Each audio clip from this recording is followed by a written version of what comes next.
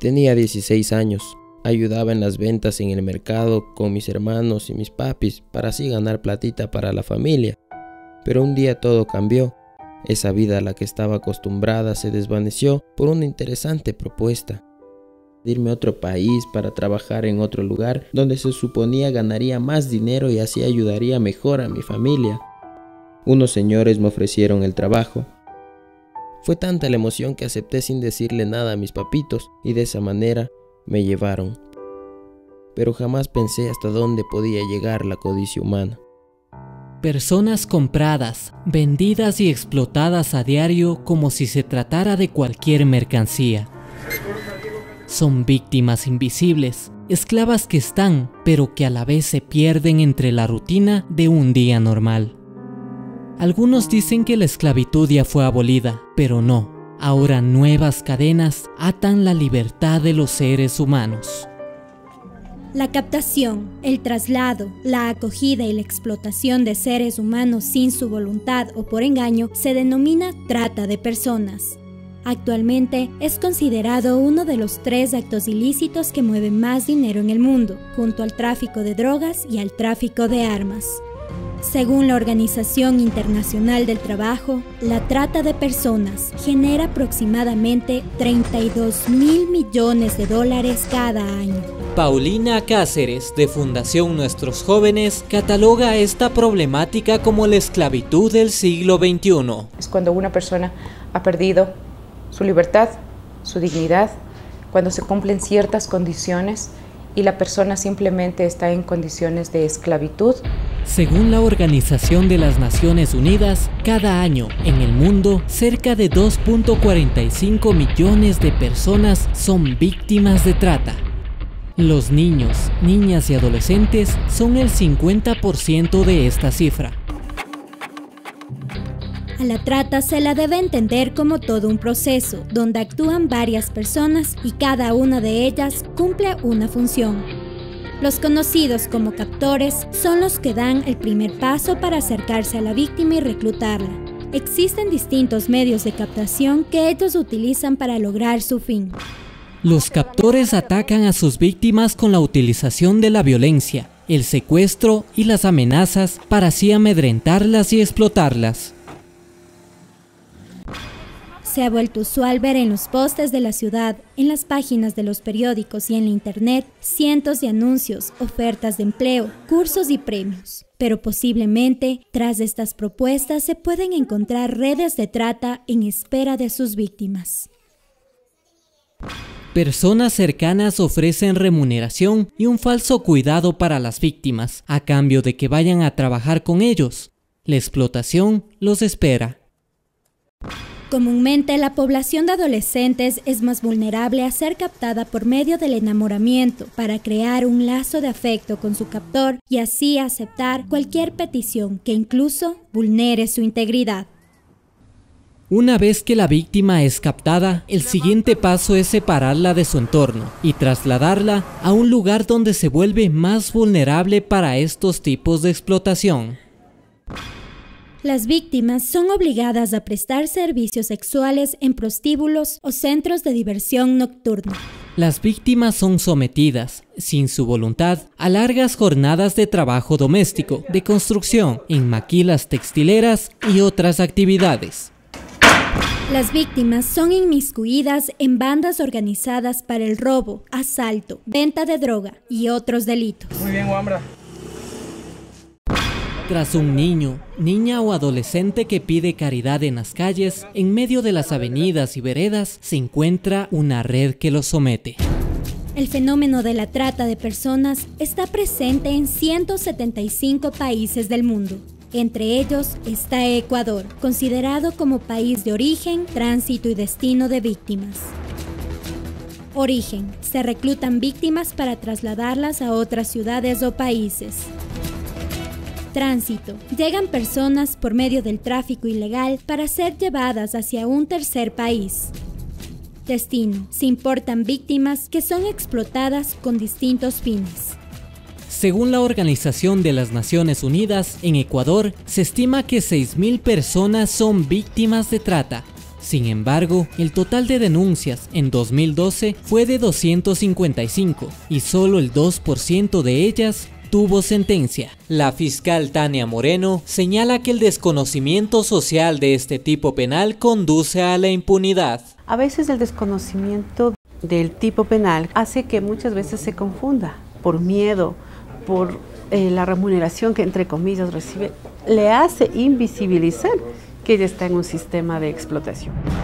En el combate contra la trata de personas, son varias las instituciones públicas y de la sociedad civil que están alertas a este fenómeno. En 2006, mediante decreto ejecutivo, se aprobó el Plan Nacional contra la Trata de Personas, cuya finalidad es prevenir, sancionar y reinsertar en la sociedad a las víctimas de este delito. Dos de las representantes del Estado y de la sociedad civil ponen en la palestra los pro y contra de los resultados del Plan Nacional Antitrata y el accionar gubernamental. Tenemos más o menos un promedio de 3 y 4 asambleas anuales con el plan, aparte de las mesas que ha sido como más eficiente. No conoce absolutamente nada que ha pasado con el plan.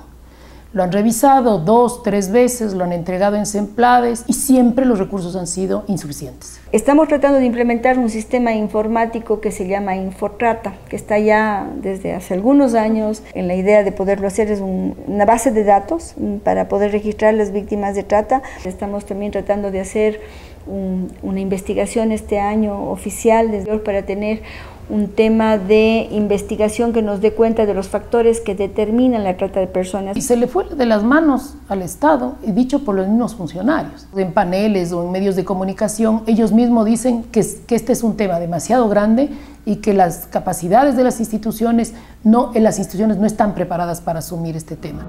Quito es una de las ciudades donde la trata convive diariamente con la cotidianidad. Hasta mediados de 2013, la Fiscalía recibió 52 denuncias de trata en la ciudad, 26 casos de niños, niñas y adolescentes. Durante décadas, con el crecimiento de la ciudad, campesinos, obreros y comerciantes decidieron dejar sus lugares natales para migrar a la capital y así encontrar un mejor sustento económico. Para Daniel Rueda, los mercados y ferias libres se convirtieron en sitios de acogida de todas estas personas, quienes pusieron sus negocios de venta de productos alimenticios y llevaron a su familia para ayudar en el trabajo. Concretamente en las plazas y mercados de la ciudad de Quito y bueno, de otras ciudades también, es importante recalcar que existe mayor tipo de vulnerabilidad en los niños y niñas que se encuentran en este sector. ¿Por qué? Porque la situación socioeconómica de las personas en este sector da para que las personas busquen algunas opciones y crean en promesas que no son reales. Porque hay mucha comunidad indígena y mucha población indígena en el mercado. En ese sentido sabemos de que de hecho los niños en forma cultural sí realizan trabajo infantil en los mercados. En el mercado de San Roque funciona una guardería administrada por el municipio de la ciudad para niños de hasta 4 años, pero los comerciantes se sienten inconformes. ¿Tenía que se acuerda de cuando salía igual a vender? O sea, no había tantos niños así aquí, por ejemplo, en la plaza no había tantos niños y no era así como ahora. La guardería acá arriba es bien buena, pero es bien difícil meterles a esa guardería, es pequeña. Es muy pequeña y solo cogen pocos niños contaditos. La mayoría de gente a veces les traen y les tienen a los niños por aquí, andando así. Se pierden los niños, a veces de aquí les van llevando, hay violaciones. ¿Y a dónde les llevan? O sea, les llevan, como le digo, a botaderos. Se ha pedido a través de la guardería mismo la implementación, o sea, se ha agrandado un poco más del espacio. Hoy me parece que son más de 100 niños quienes acuden a la guardería diariamente.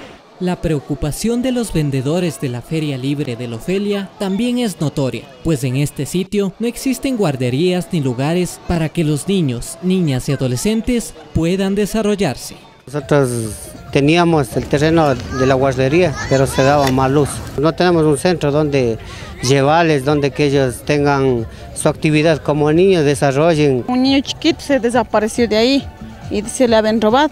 Sí le cogieron, pero era un bebé, le habían encontrado por Guaranda, por allá. Merecemos una guardería, el cual no tenemos un espacio donde ponerla. Tenemos bastantes niños que están dentro de la plataforma, ya que la feria se conserva el día sábado, el cual sus madres vienen con sus hijos. Los mercados y ferias libres de Quito han pasado a convertirse en la ciudad de los niños. Estas condiciones en las que los niños, niñas y adolescentes se desarrollan diariamente hacen de los mercados y ferias libres sitios que se prestan para que las redes organizadas cometan el delito de trata. Hay una aglomeración de gente y todo eso está aprovechando el tratante.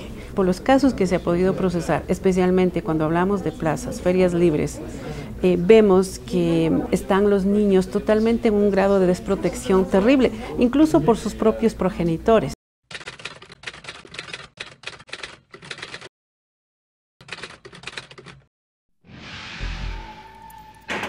Sí, es verdad, al principio me dejé cegar por la ilusión de tener platita y ayudar a mi familia, pero las intenciones de don Antonio y don Alfonso no fueron buenas. Cuando llegué a Venezuela, supe que todo era mentira. Fui obligado a trabajar desde la madrugada hasta la noche y a veces me daban de comer solo un platito de arroz y en otras veces no me daban nada. Lo más feo fue no poder llamar a mi familia. Sentí que dejé de ser una persona para convertirme en un objeto, en una víctima, en un esclavo. No soporté más. Todos los elementos se prestan para poner en riesgo a esta población doblemente vulnerable.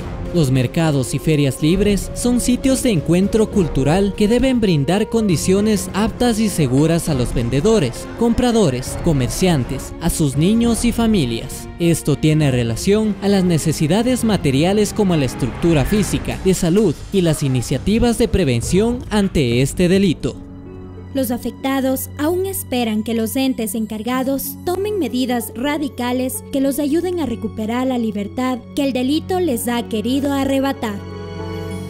La trata de personas, la esclavitud del siglo XXI, es el negocio ilícito que genera dinero con base en la explotación de un ser humano a otro como usted, como yo, como nosotros, como todos, porque nadie está exento a convertirse en una víctima de la trata.